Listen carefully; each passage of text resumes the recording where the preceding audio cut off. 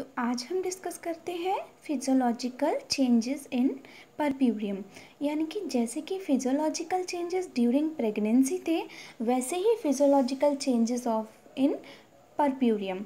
तो हमारी बॉडी के अंदर एनाटॉमिकल और फिजियोलॉजिकल चेंजेस देखने को मिलते हैं आफ्टर लेबर, वैसे ही हमारी बॉडी के अंदर देखने को मिलेंगे अलग अलग सिस्टम में या अलग अलग। जनरली अगर हम फिजियोलॉजिकल चेंजेस की बात करें आफ्टर लेबर, तो उस पिपेरियम पीरियड में बहुत सारे जनरली हमारी बॉडी के अंदर चेंजमेंट हमें देखने को मिलते हैं। तो मैंने यहाँ पे इनलेस 1 बाय 1 करके रखा है, आइए हम डिस्कस करते हैं। तो पल्स, सबसे पहले हम वाइटल साइन बात करते हैं, क्योंकि सबसे मोस्ट इम्पॉर्टेंट कंसिडर हमारी बॉडी के अंदर क्या होता है, वाइटल साइन। तो हम वाइटल साइन से स्टार्ट करते हैं। तो पल्स क्या होती है, जो आफ्टर पांचुएशन जो लेडी होती है, उसकी जो पल्स होती है, वो कैसे होती है, थोड़ी सी बड़ी हुई और settle down to normal on the second day.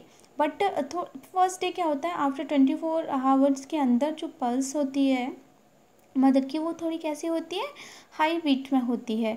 और लेकिन ये धीरे धीरे जैसे ही वो सेकेंड डेज में इंक्लूडेड होगी, मदर जाएगी जैसे ही वो सेकेंड डेज थर्ड डेज, तो वैसे वैसे क्या होगी, नॉर्मली पल्स रेट अपने आप कंसीडर हो जाएगी। यानी कि नॉर्मल पल्स हमारी बॉडी के अंदर कितनी होती है, 72 बीट पर मिनट। ओके, नेक्स्ट टेम्परेचर की अगर हम बात करें, बॉडी टेम्परेचर की, तो विदिन 24 आवर्स के अंदर नॉर्मली टेम्परेचर रहता है। बट ये कब चेंजमेंट होता है, या तो कोई ऐसा पीपीएच कंडीशन हो और ऊपर से इन्फेक्शन के कंडीशंस हो, यानी कि यूरोजेनाइटल ट्रैक्ट में इन्फेक्शन हुआ हो, तो हमारी बॉडी के अंदर कुछ टेम्परेचर क्या हो जाता है, राइज हो जाता है। क्यों? क्योंकि हमारी बॉडी के अंदर क्या हो चुका है, इन्फेक्शन हो चुका है, जिससे जो नॉर्मली फिजियोलॉजिकल चेंजमेंट हो रहा है, उसमें क्या हो जाता है, डिस्टर्बेंस हो जाता है, जिसकी वजह से क्या होता है, टेम्परेचर थोड़ा सा इंक्रीज हमें दिखाई देता है, वरना नॉर्मली टेम्परेचर रहता है आफ्टर डिलीवरी। ठीक है ना। तो अब बात करें अगर हम यूरिनरी ट्रैक के अंदर, तो यूरिनरी ट्रैक के अंदर देखें तो नॉर्मली यूरिन कैसी होती है, थोड़ा एक्सेसिव प्रोडक्शन होता है। 2-3 दिन क्या होता है, बहुत ज़्यादा यूरिन का प्रोडक्शन होता है। ठीक है, क्योंकि ओवर डिस्टेंशन की वजह से and incomplete emptying and the presence of residual urine, या बची हुई urine and the high risk of infection, या तो बहुत ज़्यादा उस जेनाइटल एरिया में क्या हो रखा हो, हाई रिस्क ऑफ इन्फेक्शन के ये बहुत ज़्यादा चांसेस रहते हैं। तो उस पर भी क्या होता है, ये मोस्ट ऑफ प्रेफर होती है excessive production of the urine. Next अगर हम बात करें गैस्ट्रोइंटेस्टाइनल ट्रैक में क्या क्या हमें चेंजमेंट दिखाई देते हैं आफ्टर लेबर, तो constipation mostly occur in after delivery due to the slight intestinal condition की वजह से। इसमें क्या होता है, जो आपके डाइजेस्टिव सिस्टम का जो ट्रैक होता है, यानी कि स्मॉल इंटेस्टाइन और लार्ज इंटेस्टाइन, जो भी आपके रिलेटेड टू जीआई ट्रैक जो ऑर्गन्स हैं, उसकी जो मसल्स हैं, वो कैसी हो जाती है, हल्की सी वीकनेस हो जाती है। तो मोस्ट ऑफ वहाँ पे क्या होता है, एब्जॉर्प्शन नहीं हो पाता है। तो मोस्ट ऑफ जो वोवल कंडीशंस है, वो क्या हो जाती है, थोड़ी सी डिस्टर्ब हो जाती है, जिसकी वजह से मोस्ट ऑफ हमें आफ्टर लेबर क्या दिखाई देता है, कॉन्स्टिपेशन हमें सीन होता है आफ्टर लेबर। ठीक है, तो increase thrust due to the loss of fluid in the lochia और यूरिन एंड स्वेटिंग। और जीआई ट्रैक में अगर हम देखें, सबसे ज़्यादा जो मदर है, उसको को बहुत ज़्यादा थ्रस्ट फील करती है बिकॉज ऑफ क्योंकि ये पेरियम का पीरियड चल रहा है, तो इस दौरान बेजाना से डिस्चार्ज भी हो रहा है, यूरिनेशन भी बहुत हो रहा है, स्वेटिंग भी बहुत हो रही है। तो ये सारी कंडीशन क्या होता है, लैक ऑफ फ्लूइड का कंडीशन बना देती है। तो उस दौरान मदर क्या फील करती है, बहुत ज़्यादा हैवी इंक्रीजिंग थ्रस्ट फील करती है, बहुत प्यास फील करती है। तो ये कंडीशन देखने को मिलती है हमें गैस्ट्रोइंटेस्टाइनल ट्रैक में। नेक्स्ट हम बात करें वेट, यानी कि मदर का सडनली, क्योंकि जो आफ्टर कंसेप्शन होता है और कंप्लीटली जो 9 मंथ तक जो वेट गेन होता है मदर का, वो कितना होता है आपका 11 to 16 kg मदर का वेट क्या होता है, गेन होता है आफ्टर प्रेगनेंसी। लेकिन जैसे ही बेबी का बर्थ हो जाता है तो क्या होता है, जो वेट होता है मदर का ऑटोमेटिकली वो क्या हो जाता है, धीरे धीरे धीरे धीरे डिक्रीज़ हो जाता है। इमीडिएटली अगर हम वेट लॉस की देखें कि इमीडिएटली आफ्टर बर्थ कितना एक मदर के अंदर कितना वेट सडनली लॉस होता है आफ्टर चाइल्ड बर्थ, तो foetus, placenta, amniotic fluid and the blood loss, यानी कि इन सारे कंटेंट को अगर इंक्लूड करें तो टोटल ऑफ जो वेट पूरा लॉस होता है बॉडी के अंदर से वो होता है आपका 5 kg। ओके, तो अगर देखें तो जो यूरिन का डिस्चार्जिनेशन देखें, ब्लड का डिस्चार्जिनेशन देखें थ्रू द वेजाइना, तो इसका जो टोटल ऑफ वेट लॉस होता है वो होता है 2 kg। And the end of the 6 weeks, जैसे ही परप्यूरिंग का पीरियड फिनिश होने पर आता है या फिनिश हो जाता है, तो most of women loss of excess 4 kg weight, यानी कि 4 kg वेट क्या कर देती है, वो लॉस कर देती है वहाँ से during pregnancy through excretion of the fluid and electrolyte की वजह से। यहाँ पे देखें फ्लूइड लॉस, मैंने बताया था कि फ्लूइड लॉस ऑब्वियसली होना लाजमी है, क्योंकि इसमें क्या है, यूरिनरी के थ्रू यूरिनेशन बहुत ज़्यादा प्रोडक्शन होता है, एक्सेसिव स्वेटिंग होती है, और वेजाइना के थ्रू लोकिया कंप्लीटली डिस्चार्जिनेशन होता है 6 वीक्स तक आफ्टर डिलीवरी। तो फ्लूइड लॉस ऑटोमेटिकली होना है, तो हमारी बॉडी के अंदर about 2 litre fluid is lost within the first week after delivery, यानी कि आफ्टर डिलीवरी के बाद अगर देखें फर्स्ट वीक के अंदर ही तो कितना बॉडी के अंदर पानी लॉस होता है, 2 लीटर्स, एंड 1.5 लीटर यानी कि 1.5 litre in the next 5 weeks, यानी कि कम्प्लीटली जो 6 वीक्स में जो फ्लूइड लॉस होता है वो कितना होता है आपका 3.5, ओके, आफ्टर डिलीवरी। नेक्स्ट है कार्डियोवास्कुलर सिस्टम। अगर हम कार्डियोवास्कुलर सिस्टम में देखें चेंजमेंट, तो immediately reduce blood volume after delivery due to the loss of the delivery and dehydration.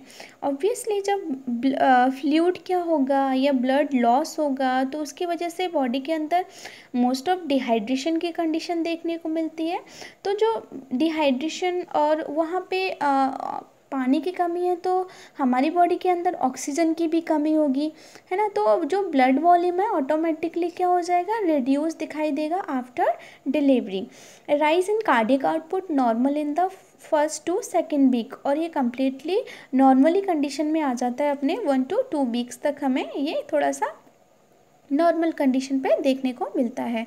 WBC count में भी rise up to 30,000 per centimetre cube after delivery possible due to stress of labour, यानी कि ये stress of labour यानी कि हमारी psychology, उस lady की जो साइकोलॉजी होती है ड्यूरिंग द लेबर, उस स्ट्रेस की कंडीशन की वजह से जो WBC का जो काउंट है वो क्या हो जाता है, बढ़ जाता है। अगर ये WBC बढ़ी तो पॉसिबल है कि आफ्टर डिलीवरी कोई ना कोई इन्फेक्शन ज़रूर होगा, और बहुत ज़्यादा most of urinary track infection हमें देखने को मिलता है। नेक्स्ट है platelet count decrease soon after delivery but rise between the 4 to 10 days of the puerperium, यानी कि 4 to 10 डेज में कम्प्लीटली हमें नॉर्मल तरीके से देखने को मिलता है।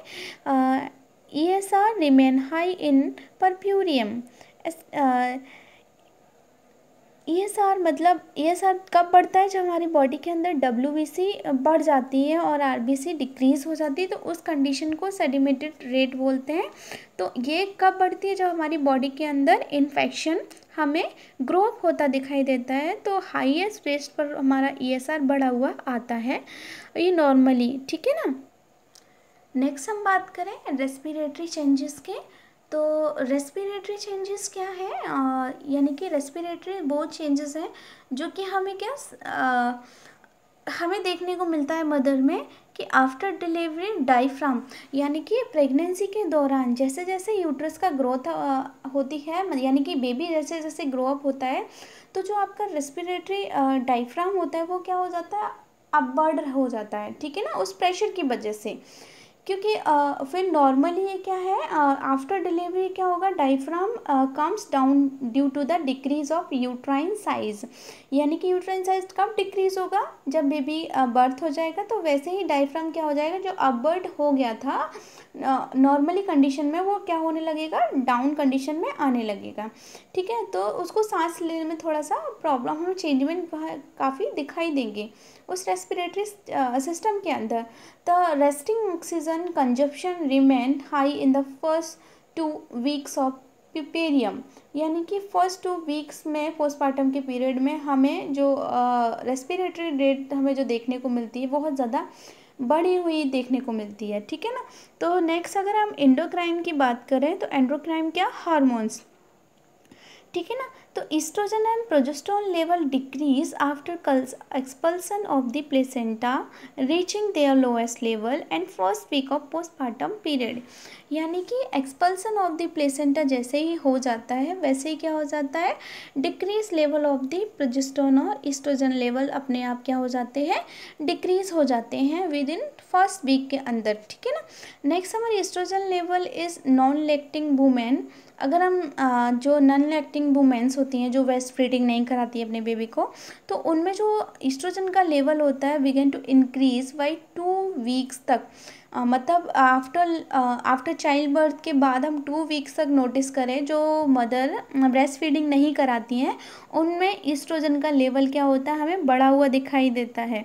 And higher by the postmortem days in 17 days. अगर देखा जाए तो 17 दिन हम काउंट करते हैं इसमें।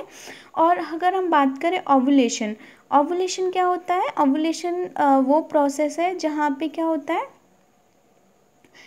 जो मेंस्ट्रुएशन साइकिल है, ओवुलेशन कंसीडर्ड, जो आपकी ओवुलेशन है वो क्या है, second phase of the labour है, जिसमें फर्स्ट होता है आपका प्रोलिफरेटिव फेज होती है और थर्ड होता है आपका ओवुलेशन स्टेज। ठीक है ना। तो ये ओवुलेशन में देखें तो ओवुलेशन के दौरान में हमें क्या चेंजमेंट दिखा है, जो हुज ब्रेस्ट फीड, जो मदर अपने बेबी को ब्रेस्ट फीड कराती है, वो किसकी वजह से होता है, बॉडी के अंदर जो प्रोलैक्टिन हार्मोन होता है उसका लेवल क्या होता है, थोड़ा सा बढ़ा हुआ होता है। वो कब तक, 6 weeks after child birth. And prolactin जो हार्मोन होता है वो डिक्लाइन होता है, किस में हमें देखने को मिलता है, non lactating women reaching the pregnant range by 3 weeks तक हमें देखने को मिलेगा। ठीक है ना। तो यहाँ पे कंफ्यूज होने की ज़रूरत नहीं है। तो जो आपका जो प्रोलैक्टिन हार्मोन है वो जो मदर ब्रेस्ट फीडिंग कराती है उनमें हमें 6 वीक्स तक दिखाई देगा प्रोलैक्टिन हार्मोन बढ़ा हुआ, और जो वुमेन अपने बेबी को ब्रेस्ट फीड नहीं कराती हैं उनमें हमें कब तक दिखाई देगा प्रोलैक्टिन हार्मोन, 3 वीक्स तक। ठीक है। अगर हम मेंस्ट्रुएशन की बात करें तो the women does not breast feed, और जो बेबी को ऐसे ही हम मेंस्ट्रुएशन की बात करें, जो मदर अपने बेबी को ब्रेस्ट फीड नहीं कराती हैं उनमें menstruation cycle after 6 weeks return देखने को मिलती है। और मोस्ट ऑफ, अगर हम केसेस मैंने यहाँ पे देखो इंक्लूडेड करके देख रखे हुए हैं, 40% केसेस ऐसे होते हैं जो 12 वीक्स पर ही आपके 6 वीक्स पर उनकी मेंस्ट्रुएशन साइकिल आ जाता है। ठीक है ना। अगर 80% केसेस की बात करें तो 12 वीक्स के अंदर क्या होता है, आपका मेंस्ट्रुएशन स्टार्ट हो जाता है। The women who exclusively breast feeding, और जो वुमेन ब्रेस्ट फीडिंग कराती हैं अप टू 6 मंथ तक after postmortem period, and the lactation provide a natural method, और उनको हम क्या सलाह दे सकते हैं, नेचुरल मेथड की कॉन्ट्रासेप्शन, बिकॉज ओवुलेशन में भी precede one menstruation period is about 1/3 it is possible for the become pregnant. Okay. तो ये हमारे completely physiological चेंजमेंट थे आफ्टर पुपेरियम पीरियड। Thank you.